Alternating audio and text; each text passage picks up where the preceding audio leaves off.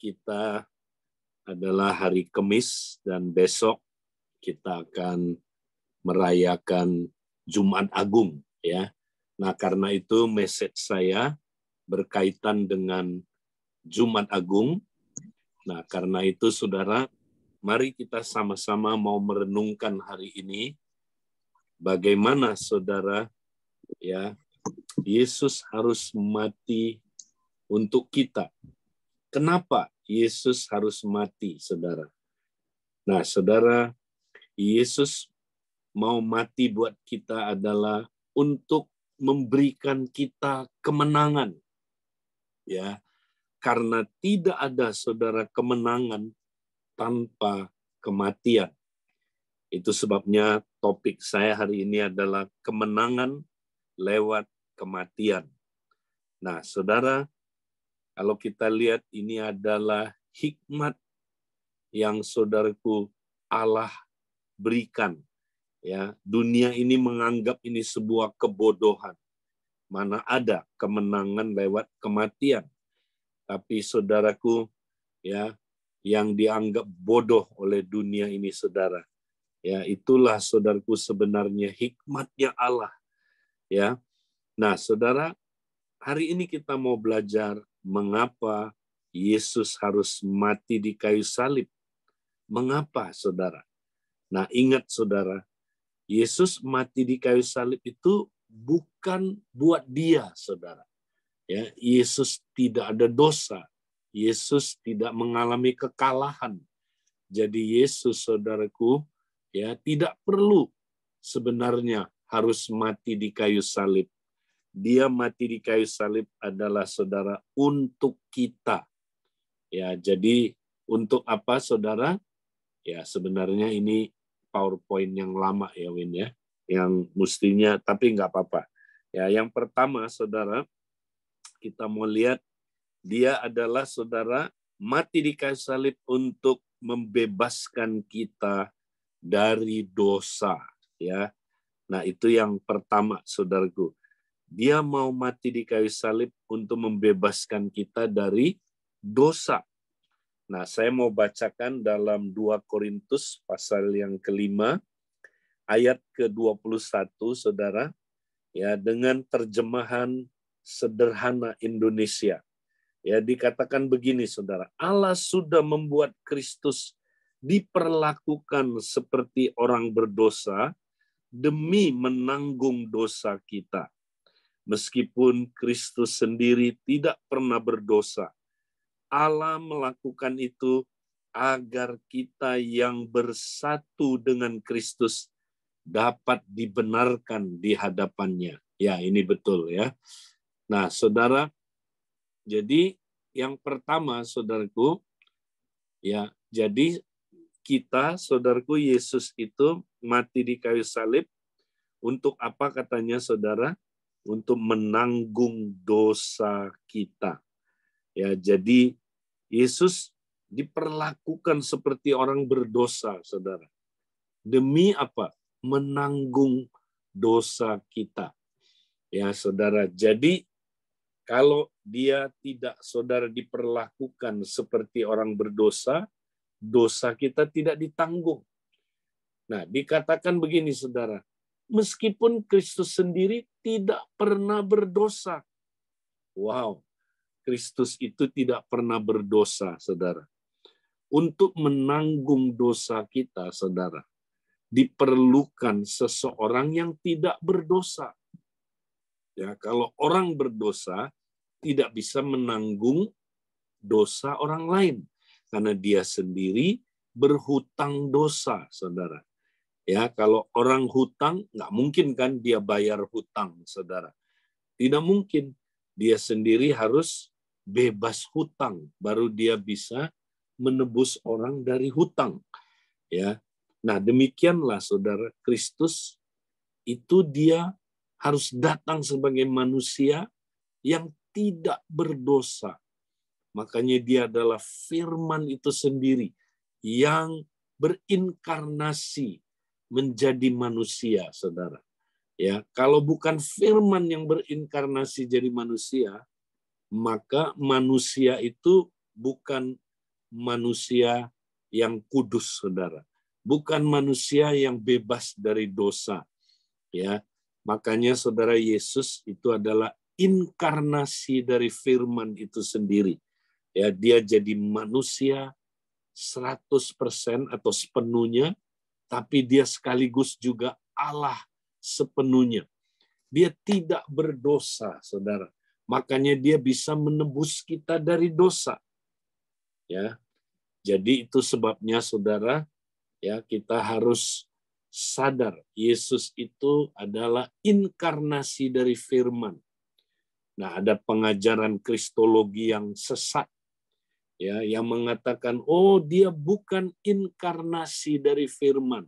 Hati-hati, saudara. Ya, kalau yang percaya begitu, ya, berarti nggak selamat, saudara. Kenapa? Ya, contohnya ajarannya Erastus, saudara. Nah, itu bahaya sekali. Yesus bukan inkarnasi dari firman menjadi manusia. Makanya itu bahaya, saudara. Kalau dia bukan inkarnasi dari firman, ya, dia ya bisa menjadi orang berdosa. Karena kalau Yesus semata-mata manusia saja, ya, maka dia kemanusiaannya pasti berdosa, saudara. Ya, kenapa, saudara? Karena nggak ada orang yang tidak berdosa, saudara. Tapi karena Yesus adalah inkarnasi dari firman itu, makanya dia tidak berdosa, dia baru bisa menebus dosa kita. Ya, hati-hati pengajaran kristologi yang sesat yang bilang Yesus hanya manusia biasa yang diadopsi, ya, menjadi Kristus, diisi dengan firman, diisi, ya, dengan Roh Kudus, saudara. Wah, itu sesat, saudara. Ya, mari kita jangan percaya kristologi yang demikian. Kalau saudara percaya yang demikian, saudara nggak selamat. Ya, ingat, saudara, Yesus adalah inkarnasi dari firman yang jadi manusia.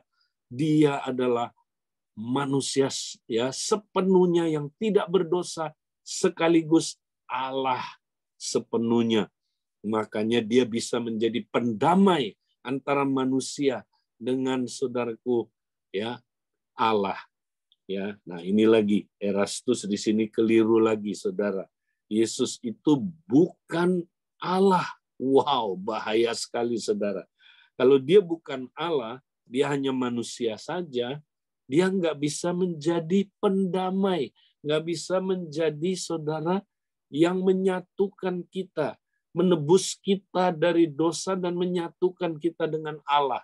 Nggak bisa.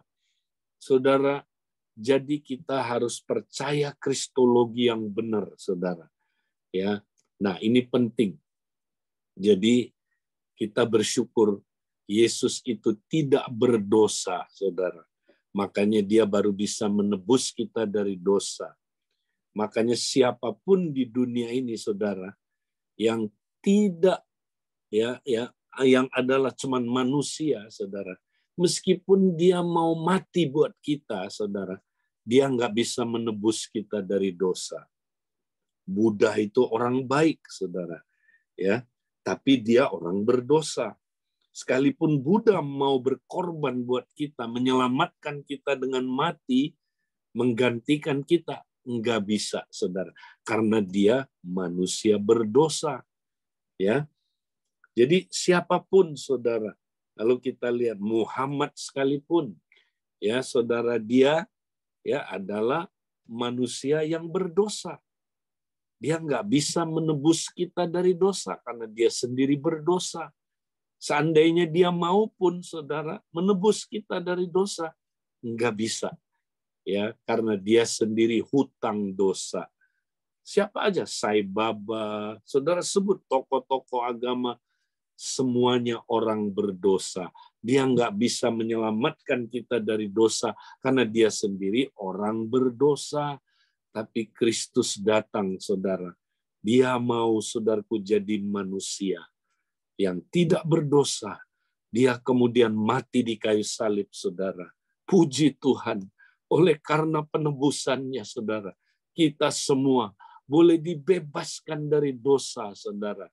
Sehingga, saudara, kita tidak kena hukuman dosa lagi. Ya. Kita yang bersatu dengan Kristus dapat dibenarkan di hadapannya. Wow. Karena kita udah bersatu dengan Kristus, saudara. Maka kalau kita bersatu dengan Kristus, ya, kita di dalam Kristus, Kristus di dalam kita. Ya kan? Seperti saya pakai baju, saudara. Ya, saya di dalam Kristus itu seperti ya saya mengenakan Kristus. Nah, kalau Kristus yang saya kenakan itu benar hidupnya, maka saya otomatis jadi benar. Karena kebenaran Kristus itu diimpartasikan kepada saya. Kebenaran Kristus itu berlaku buat saya, saudara. Saya yang tidak benar dibenarkan di hadapannya, saudara. Wow, saudara, kita harus bersyukur, saudara. Kita jadi orang benar karena Yesus mau mati di kayu salib. Ya, kita diimputasikan menjadi benar, saudara. Kalau di pengadilan ada istilah dituduh, diimputasi, ya, impute, ya, dia dituduh salah, ya. Nah, kalau kita, saudara, dinyatakan benar, ya, walaupun kita pernah salah, tapi kita dinyatakan benar, ya, seolah-olah belum pernah berbuat salah, saudara. Wow, begitu hebatnya, saudaraku, pembenaran itu di hadapannya. Kita, saudaraku, dibenarkan sekali untuk selama-lamanya, saudara. Dan kita dibenarkan bukan karena perbuatan-perbuatan baik kita, tapi karena kasih karunia Allah. Karena Kristus mau mati di kayu salib, kita jadi orang benar selama-lamanya, saudara. Secara de jure kita sudah benar, saudara. Tinggal kita secara de facto mengusahakan hidup yang benar. Ya. Nah, saudara, makanya kita perlu bersyukur. Yesus mati di kayu salib, saudara, supaya kita bebas dari dosa. Pertama, kita bebas dari hukuman dosa, saudara. Itu dulu yang Yesus sekarang bebaskan. Ya, kita nggak kena hukuman lagi. Di dalam Kristus tidak ada penghukuman lagi, saudara. Ya, karena penghukuman dari pelanggaran akan dosa adalah mati selama-lamanya. Kematian yang kekal. Tapi karena, saudaraku, udah dibayar Kristus, ya, Yesus mati ganti kita. Kita nggak perlu mati lagi, saudara. Kita hidup kekal selama-lamanya. Puji Tuhan. Kita mau bersyukur untuk ini, saudara. Ya, makanya, saudara, ya, lewat kematian ada kemenangan.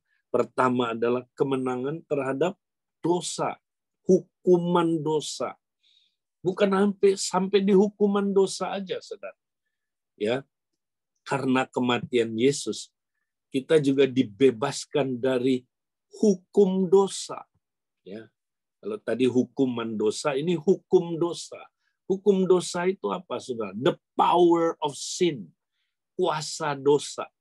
Nah, selama kita masih punya tubuh yang bentuknya adalah daging ini, saudara, kita masih bisa dikuasai oleh dosa, saudara. Masih bisa. Tapi Tuhan Yesus datang, ya, memberikan kita hukum roh. Sehingga kita kalau dikontrol oleh roh, ya, kalau kedagingan kita, saudara, dikontrol oleh roh, maka kedagingan kita mati. Ya, dan kuasa dosa tidak berkuasa atas kita. Ya, walaupun kuasa dosa terus bekerja, tapi kuasa roh, ya, hukum roh terus mengendalikan kita. Ya, ketika hukum roh lebih kuat dari, saudaraku, hukum dosa, kuasa dosa, maka kita bisa mengalahkan perbuatan-perbuatan dosa. Kita bisa mengalahkan keinginan-keinginan daging kita. Bisa, nanti kita lihat lebih jauh lagi, saudara. Nah, kemudian, saudara, bukan hanya kita dibebaskan dari hak yang pertama, hukuman dosa.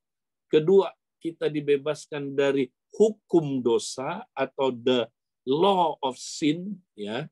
Tapi saudara, puji Tuhan, kita juga, ya ini belum ya, kita juga nanti satu saat akan dibebaskan dari hak yang ketiga, hadirat dosa. Ya, satu saat saudara, kita nggak lagi berbuat dosa, saudara. Ya, kita sudah apa, saudara, bebas dari hadirat dosa. Ya, kenapa? Nanti kalau kita dapat tubuh kebangkitan, kuasa dosa nggak mempan lagi terhadap kita, sehingga kita nanti, saudara, mendapatkan kemerdekaan penuh atas dosa. Kita nggak bisa lagi jatuh dalam dosa, saudara. Kalau nanti, saudara, tubuh kita udah tubuh kebangkitan. Mari kita bersyukur atas kematian Yesus, saudara. Tanpa kematian, tidak ada kebebasan dari dosa. Itu yang pertama. Nah, yang kedua, sekarang kita lihat yang kedua, saudara. Yesus mati untuk apa? Membebaskan kita dari hukum Taurat, saudara. Ya, nah Galatia 2:19-20, sebab aku telah mati oleh hukum Taurat untuk hukum Taurat, supaya aku hidup untuk Allah. Aku telah disalibkan dengan Kristus, namun aku hidup, tetapi bukan lagi aku sendiri yang hidup, melainkan Kristus yang hidup di dalam aku. Dan hidupku yang kuhidupi sekarang di dalam daging adalah hidup oleh iman dalam Anak Allah yang telah mengasihi aku dan menyerahkan dirinya untuk aku. Ya, ini ada kurang-kurang dikit ya. Nah, saudara, jadi kita, saudaraku, ya, kenapa Yesus mati di kayu salib? Yang kedua adalah untuk membebaskan kita dari hukum Taurat. Ya, dibilang begini, sebab aku telah mati oleh hukum Taurat dan untuk hukum Taurat, supaya aku hidup untuk Allah. Jadi kita mati oleh hukum Taurat. Maksudnya apa, saudara? Ya, karena kita manusia semua pelanggar-pelanggar hukum Taurat, maka hukum Taurat itu ada ancamannya, saudara. Kalau kamu nggak taat melakukan semua perintah-perintah Allah ini, kamu akan binasa selama-lamanya. Kamu akan mengalami hukuman kekal selama-lamanya, yaitu ya binasa selama-lamanya. Itu hukumannya. Tapi karena Yesus telah mati di kayu salib, puji Tuhan, karena kematiannya, saudara, dia menggantikan kita. Mestinya kita yang mati, tapi dia mati ganti kita. Oleh sebab itu, saudara, ya kita telah, ya saudara, oleh hukum Taurat itu, saudara, ya kita telah sebenarnya dibuat mati, ya, tapi oleh karena Kristus, saudara, puji Tuhan, ya, hukuman itu tidak kena kepada kita, saudara. Ya, hukuman itu, saudaraku, kena pada Kristus, ya, sehingga kita merdeka. Kita tidak dihukum lagi. Ya, jadi karena itu, saudara, kita telah mati oleh hukum Taurat, katanya, tapi juga untuk hukum Taurat. Nah, maksudnya apa untuk hukum Taurat ini? Ya, nah karena Yesus sudah mati ya buat kita, saudara, dan dia menggantikan kita, saudaraku, mati untuk apa, saudaraku? Ya, menggantikan kita, makanya ya kita bebas dari tuntutan hukum Taurat. Ya, jadi kita nggak perlu lagi, ya saudara, mengikuti tuntutan hukum Taurat. Ya, tuntutan hukum Taurat apa? Kamu mesti taat dengan kekuatan kamu. Taat 100%.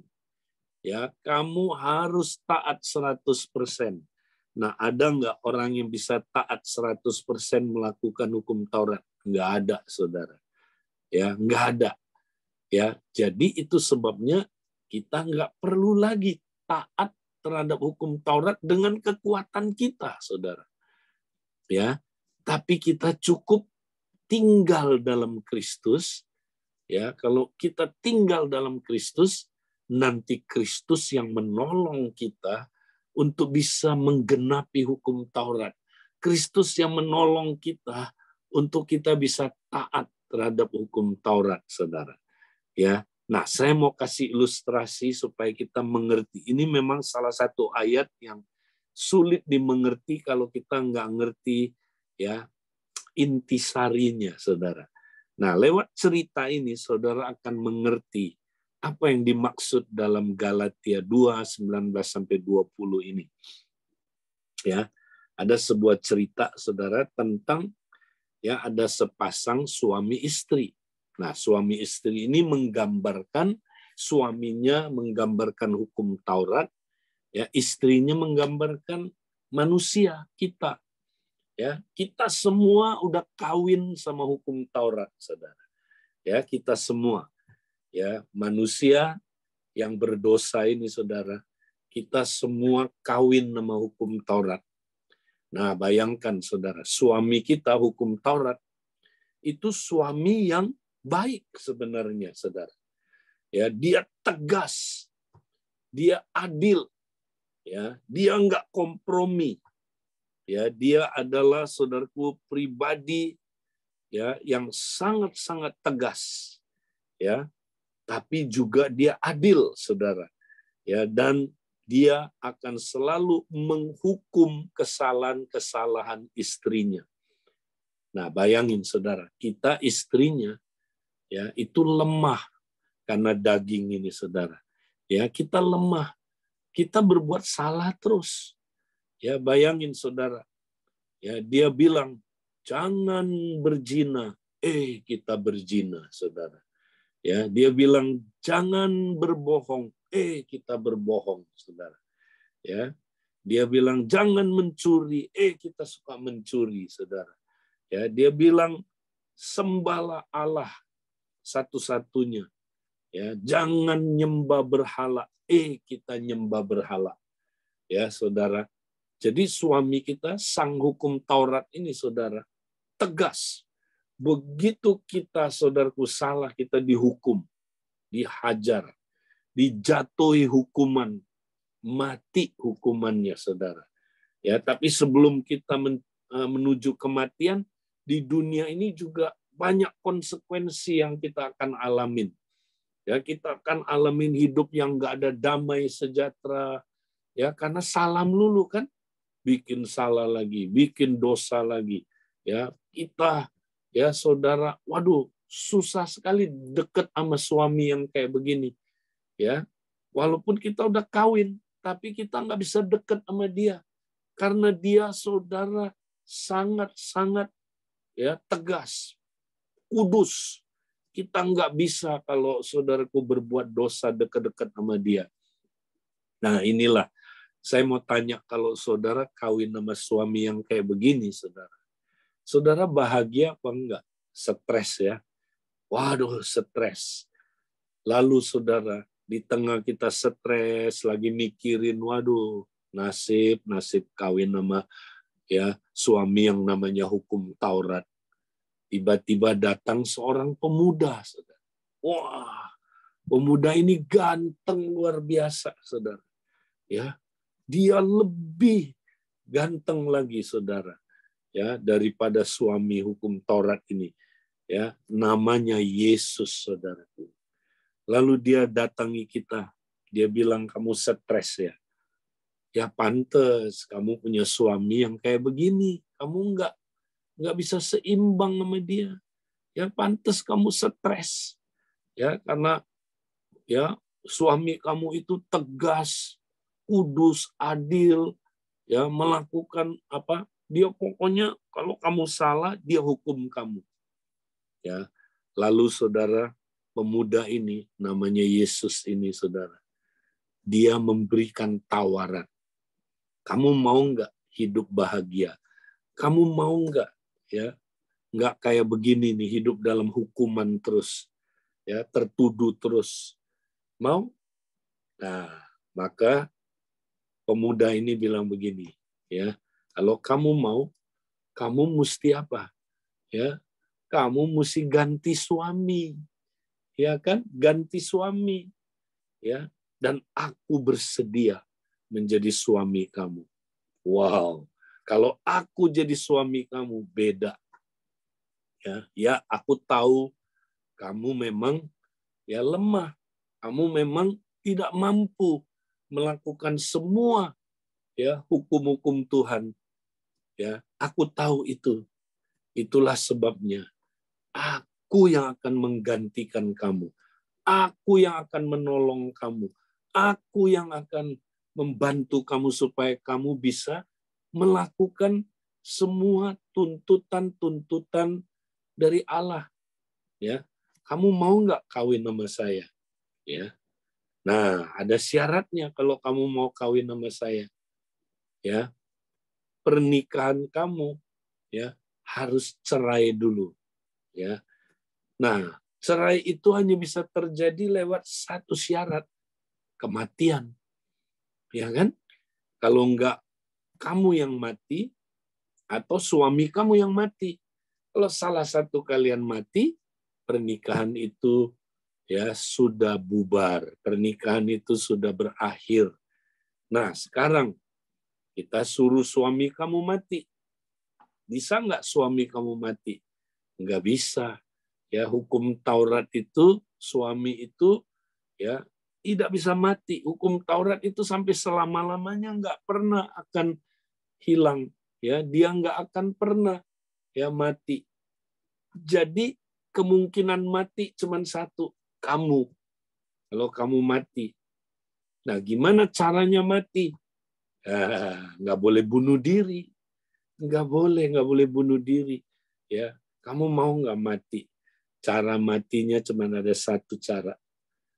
Kalau aku menggantikan kamu mati di kayu salib. Kalau aku menggantikan kamu mati, ya, maka kamu nanti akan mati. Ya, akibatnya kalau kamu mati, kamu cerai sama hukum Taurat. Ya, kamu dengan hukum Taurat tidak ada hubungan lagi. Kamu bukan istrinya lagi karena kamu sudah mati. Ya, nah kamu mau nggak mati bersama dengan aku? Ya, aku bersedia menggantikan kamu mati di kayu salib. Nah, saudara, inilah ceritanya. Ya, ketika Yesus mati di kayu salib, saudara. Ya, maka kita cerai dengan hukum Taurat. Ya, cerainya sah karena kematian, bukan karena perzinahan, saudara. Ya, Yesus mati buat kita pun putus hubungan dengan hukum Taurat, saudara. Nah, sekarang tugas kita adalah ya kita cukup tinggal di dalam Kristus, suami kita yang baru ini, saudara. Ya, kita cukup ya bersekutu dengan Dia, ya, hidup di dalam Dia. Maka kalau kita hidup di dalam Dia, saudara, Dia yang menggantikan kita. Dia yang menolong kita, saudara. Dia yang akan, saudara, mempraktekkan hukum Taurat itu di dalam kita. Dengan kekuatan Dia, kita mampu, saudara, ya, memenuhi semua tuntutan hukum Taurat, saudara. Ya, karena saudaraku, ya, di dalam Dialah kita, saudaraku, mengalami hidup yang baru. Nah, inilah, saudaraku, ya, kenapa Yesus mesti mati di kayu salib, membebaskan kita dari hukum Taurat. Puji Tuhan, ya, kita nggak perlu lagi, saudaraku, dituntut oleh hukum Taurat, ya, dan kita nggak perlu lagi, saudaraku, berhutang. Kita nggak berhutang kepada hukum Taurat untuk mempraktekkan Taurat dengan kekuatan kita. Kita cukup ada di dalam Kristus. Kalau kita ada di dalam Kristus, maka Kristus itu sang Taurat yang hidup itu. Dia tertulis di dalam hati kita dan pikiran kita. Dia yang akan menolong kita menggenapi semua perintah-perintah Tuhan. Maka kalau kita ada di dalam Kristus, kita pasti mengasihi Allah. Kita tidak mau, saudaraku, menyembah berhala. Pasti, kalau kita ada di dalam Kristus, kita pasti akan, saudara, menguduskan namanya. Kita pasti akan praktek beristirahat, bersabat, Kalau kita, saudaraku, ada di dalam Kristus, kita pasti akan hormat sama orang tua. Kalau kita ada di dalam Kristus, kita akan taati semua perintah-perintah, 10 perintah Allah itu, saudara. Pasti, ya. Karena kita, ya, sekarang, saudaraku, sudah ada di dalam Sang Taurat yang hidup itu, yaitu Yesus Kristus, saudaraku. Puji Tuhan. Nah, inilah, saudaraku, indahnya kematian Yesus buat kita, saudara, supaya kita bebas dari hukum Taurat. Ya, nah yang ketiga, saudara, kita lanjut. Ya, kenapa Yesus harus mati di kayu salib? Yang ketiga, ya, kita baca Galatia 1 ayat 4, yang telah menyerahkan dirinya karena dosa-dosa kita, untuk melepaskan kita dari dunia jahat yang sekarang ini menurut kehendak Allah dan Bapa kita. Haleluya. Ya, saudara. Jadi Yesus katanya menyerahkan dirinya memang karena dosa-dosa kita, ya, tapi ujungnya untuk apa? Untuk melepaskan kita dari dunia jahat yang sekarang ini. Wow. Jadi memang dia menebus dosa kita, tapi ujungnya melepaskan kita dari dunia jahat yang sekarang ini. Ya, jadi boleh dibilang salib, ya, membebaskan kita dari dosa, tapi juga sekaligus melepaskan kita dari dunia jahat yang sekarang ini. Nah, apa itu dunia jahat yang sekarang ini? The present evil world.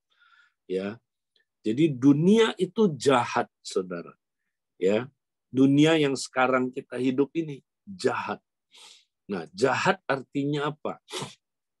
Nanti saudara baca di dalam Yakobus 3 ayat 16, di mana ada iri hati dan mementingkan diri sendiri. Lihat, mementingkan diri sendiri. Di situ ada segala kekacauan dan segala jenis kejahatan. Ya, jadi kejahatan datangnya dari mana? Dari mementingkan diri sendiri, ya, dari self-centered. Jadi dunia yang dimaksud dunia, saudara, dunia yang jahat itu adalah dunia yang, ya, mengajarkan kita self-centered, ya, berpusatkan diri sendiri, ya, yang mengajar kita hidup egois. Ya, itulah dunia ini. Jadi dunia bukan kebendaannya. Ya, oh, nggak boleh kita punya kebendaan. Ya, dunia itu bukan soal kebendaannya, saudara. Dunia adalah satu sistem yang diciptakan, ya, oleh saudaraku setan, kuasa kegelapan, ya, untuk apa, saudara? Membuat kita menjadi jahat. Ya. Nah, caranya gimana, saudara? Cara bikin kita jadi jahat, dunia ngajarin kita supaya kita hidupnya egois terus, berpusatkan diri sendiri. Ya, ketika kita berpusatkan diri sendiri, kita jadi jahat, saudara. Ya, nah, dunia kerjanya lewat apa, saudara? Ya, dunia kerjanya lewat itu. Ya, sekarang ini dunia kerjanya lewat medsos, saudara. Media sosial, ya, lewat gadget, saudara. Tiap hari saudara buka Instagram, nah itu dunia yang jahat bekerja di situ. Ya, saudara lihat apa? Saudara Facebook, saudara lihat YouTube, saudara baca, ya, pokoknya berita-berita yang ada di dunia ini, ya. Nah, kita di apa, saudara? Kita terus diubah, dimuridkan oleh dunia ini, saudara. Kita tiap hari dipengaruhi terus oleh dunia ini, ya. Nah, tanpa kita sadari, saudara, kita tiap hari dibuat makin egois, makin self-centered, makin apa, saudara, berpusatkan diri sendiri. Itulah dunia, ya. Nah, ini musuh yang jahat yang kita nggak sadari, saudara. Tiap hari kita semakin dikonform. Ya, makanya Paulus bilang, janganlah kamu menjadi serupa dengan dunia ini. Nah, ini maksudnya. Kita nggak boleh jadi serupa dengan dunia. kita jangan makin egois kayak dunia ini, saudara. Ya, tapi berubahlah oleh pembaharuan budimu. Ya, jadi tiap hari, saudara, dunia muridin kita. Makanya, saudara, kalau saudara nggak benar-benar ya dengan bijak mengontrol penggunaan gadget saudara, penggunaan smartphone saudara, saudara pasti akan kalah oleh dunia ini. Kalah.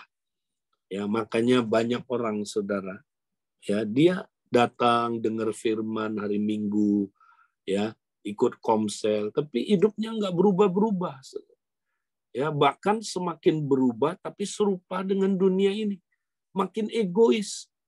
Ya kan? Ikut hari Minggu, ikut komsel ya, saudara. Tapi apa yang terjadi, saudara? Makin egois. Makin banyak pertengkaran dalam rumah tangga. Ya, makin banyak saudaraku hidup yang ya egois. Ya, di gereja dia egois, saudara. Di rumah tangga dia egois. Terhadap anaknya dia egois. Banyak tengkar terus, saudara. Nggak ada kesepakatan. Di gereja pecah melulu, saudaraku. Nah ini, ya kenapa? Ini datangnya dari dunia yang jahat ini, yang egois. Ya, karena kita tiap hari dimuridkan, saudara.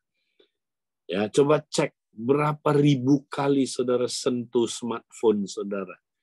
Ya, atau saudara mana lebih banyak saudara sentuh smartphone saudara untuk nonton ya hal-hal yang duniawi, atau saudara merenungkan firman, atau saudara ya baca materi-materi renungan saudaraku, ya atau saudara gunakan smartphone saudara untuk sharing firman dengan teman-teman. Ya, jangan heran kalau saudara nggak berubah-berubah hidupnya, karena saudara dikuasai oleh dunia yang jahat ini. Nah, tapi ada kabar baik buat kita, saudara. Apa kabar baiknya? Yesus menyerahkan dirinya karena dosa-dosa kita. Tujuannya adalah untuk melepaskan kita dari dunia jahat yang sekarang ini. Haleluya. Saudara, ada jaminan. Yesus mati untuk lepaskan kita dari dunia yang jahat ini. Jadi kalau saudara mau mengandalkan salib, saudara bisa mengalahkan dunia yang jahat ini. Makanya saudara, kita bisa menang terhadap dunia yang jahat ini. Kita bisa menang terhadap pengaruh-pengaruh dunia yang membuat kita makin egois, makin jahat, saudara. Kita bisa menang karena Yesus mati untuk melepaskan kita dari dunia yang jahat ini. Haleluya. Ya, mari saudaraku, ya minggu ini kita mau renungkan dan ngalamin kemenangan. Ambil keputusan hari ini, saudara. Saudara tidak mau diperbudak lagi oleh gadget, saudara. Tidak mau diperbudak oleh medsos ini, saudara. Kita mau menang. Ya, berapa banyak saudara yang sudah ketagihan dengan medsos ini. Hidup saudara diperbudak. Hidup saudara berjam-jam. Ya, terus lihat medsos ini, saudara. Ingat, medsos ini, saudara. Ya, dia adalah hamba yang baik, tapi dia tuan yang jahat. Ketika dia menguasai saudara, saudara akan jadi jahat. Ya, tapi kalau saudara menguasai dia, gadget kita kalau kita kuasai dia, smartphone kita kalau kita kuasai dia jadi hamba yang baik, saudara. Ya, banyak hal-hal baik kita bisa belajar di situ. Kita bisa punya saat teduh yang lebih canggih, lebih bagus, pengetahuan yang lebih hebat, lebih dari zaman-zaman sebelumnya, saudara. Makanya, saudara, mari kita mau, saudaraku, mengalahkan dunia yang jahat ini. Ya, Tuhan Yesus janji memberi kita kemenangan. Ya, nah ini yang ketiga. Yang keempat, kita lanjut lagi, saudara. Yesus harus mati di kayu salib. Yang keempat, untuk membebaskan kita dari kuasa gelap. Nah, ayat ini bilang apa, saudara? Dengan menghapuskan surat hutang yang oleh ketentuan-ketentuan hukum mendakwa dan mengancam kita. Dan itu ditiadakannya dengan memakukannya pada kayu salib. Ia telah melucuti pemerintah-pemerintah dan penguasa-penguasa dan menjadikan mereka tontonan umum dalam kemenangannya atas mereka. Haleluya. Saudara, Yesus mati ternyata bukan hanya untuk membebaskan kita dari dosa, dari hutang-hutang dosa, saudara.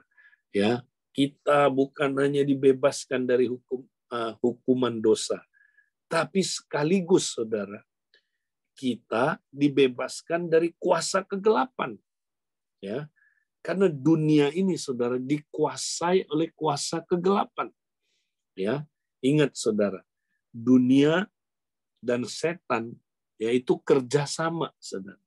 Karena setan disebut penguasa dunia ini, the god of this world, ya, kalau bahasa Indonesia penguasa atau ilah dunia ini. Dia bosnya dunia ini. Makanya cara setan merusak hidup saudara, dia kerjasama dengan dunia. Karena dunia miliknya dia. Dunia, ya, maksud dalam arti kata dikuasai oleh dia, saudara. Ya, milik Tuhan tapi dikuasai oleh dia. Ya, dia menguasai dunia ini ya dengan apa, saudara? Ya, dengan ya kematian, dengan dosa menguasai kita. Ya, dengan hal-hal yang jahat. Ya, itu setan, saudaraku, mengikat manusia dengan hal-hal yang jahat, dengan penyakit, ya, dengan macam-macam kemiskinan, saudaraku, dan ya hal-hal yang, saudaraku, merusak hidup manusia. Ya, nah, saudara, tapi Tuhan berjanji, ya, Dia membebaskan kita dari kuasa gelap, karena kematiannya, saudara, adalah untuk membebaskan kita dari kuasa gelap. Sebab Ia telah melucuti pemerintah-pemerintah dan penguasa-penguasa dan menjadikan mereka tontonan umum dalam kemenangannya atas mereka. Haleluya. Ya, waktu setan, saudaraku, dipakai ya untuk apa, saudara? Ya, untuk menggoda manusia supaya manusia menyalibkan Kristus. Ya, saudara, dia pikir, saudaraku, dengan Kristus mati, ya, dia menang, saudara. Dia salah, saudara. Ya, dia memang, saudara, mematuk ya tumitnya Yesus, saudara. Tapi, saudaraku, tumit itu juga, kaki itu juga yang, saudaraku, menginjak kepalanya ular, saudara. Sehingga ular itu langsung dapat apa, saudaraku, gelar PhD. Wah, PhD itu apa? Permanent head damage, saudara. Ya, jadi apa itu, saudara? Kerusakan kepala yang permanen. Ya, wah, setan hancur, saudara. Ular itu kalau kepalanya udah diinjak, saudara, udah hancur, ya, maka tinggal tunggu tanggal mainnya aja. Ya, badannya masih gerak-gerak, tapi kepalanya udah dihancurin, saudara. Ya, setan udah dilucuti, saudara. Ya, dia udah nggak punya kekuatan, saudaraku, sebenarnya. Yang dia punya cuman tipu muslihat dan penuduhan, saudara. Itu aja. Ya, jadi jangan mau percaya setan itu hebat, ya, berkuasa, udah dilucuti, saudara. Ya, dia kepala ular itu udah diinjak, udah PhD, tinggal badannya masih goyang-goyang, saudaraku. Ya, itu tinggal tunggu tanggal mainnya. Ya, dia sebentar lagi, saudaraku, ya, akan game over. Ya, tapi ya, saudara, dia masih punya senjata. Nah, senjatanya namanya tipuan. Makanya kalau saudara lawan dia dengan kebenaran, dia pasti kalah. Tipuan pasti kalah dengan kebenaran, saudara. Kedua, ya, senjata dia namanya tuduhan. Ya, saudara dituduh terus. Ya, saudara kalau jatuh dalam dosa dituduh, tuh percuma lo, katanya anak Tuhan, jatuh, ya kan? Coba lihat. Nah, ketika kita, saudara, ya, salah, berbuat salah, dituduh lagi. Ya, ketika kita saudara ya bisa merasa, aduh saya ini nggak ada gunanya ya hidup ini. Aduh, buat apa ya aku hidup ya? Ya, saudara, itu tuduhan-tuduhan terus. Kamu percuma. Ya, kamu nyembah Tuhan, tadi baru jatuh dalam dosa, sekarang nyembah Tuhan.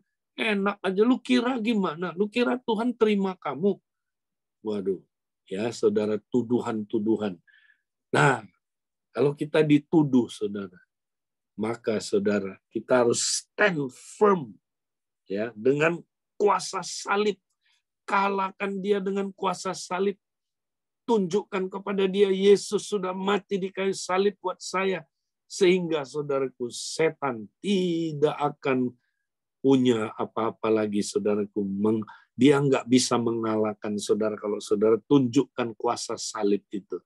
Mari saudara, kita mau jadi pemenang. Ya, kita mau kalahkan kuasa kegelapan. Ya, kita mau kalahkan tipuan-tipuan iblis. Kita mau kalahkan saudaraku, ya, semua tuduhan-tuduhannya. Mari kita mengandalkan salib Kristus. Ya, hanya lewat salib Kristus ya setan dikalahkan, saudaraku.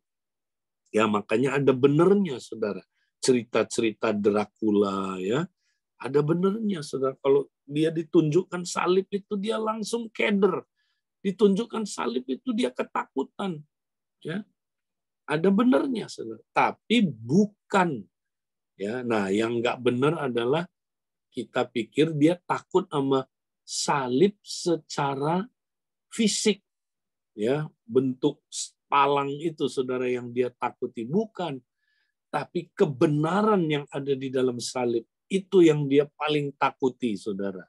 Ya, jadi bukan kalau kita lihat film-film, wah yang penting salib ditancap ke dadanya Dracula misalnya ya. Nah, bukan itu, saudara. Itu cerita-cerita dongeng ya, itu cerita-cerita buatan manusia ya.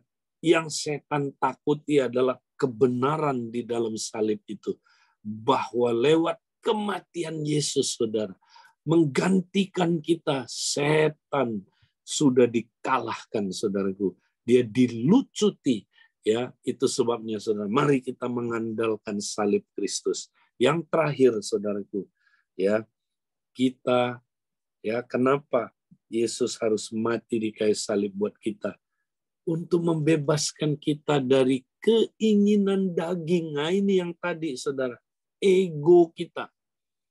Ego kita. Nah, ini kita udah belajar, saudara, ya, lewat pemuritan. Ya, ingat, saudara. Ingat, walaupun kita udah bebas dari hukuman dosa, tapi kita masih bergumul dengan hukum dosa. The power of sin, ya, atau kuasa dosa. Nah, kuasa dosa itu ada di mana? Dalam tubuh saudara. Ya, makanya di sini ditekankan tubuh, ya. Tubuh itu netral, saudara. Tapi di dalam tubuh manusia ada keinginan daging. Nah, disitulah ya, letak ego kita, saudara. Nah, jadi ego kita, ya, cara penyelesaiannya cuma satu, saudara. Dibawa kepada kematian, ya, di kayu salib, saudara. Makanya kalau mau jadi murid Yesus, Yesus bilang, ya, barang siapa yang mau mengikut aku, dia harus menyangkal diri dan memikul salib setiap bulan. Amin. Yang amin tidur, ya, saudara. Setiap apa?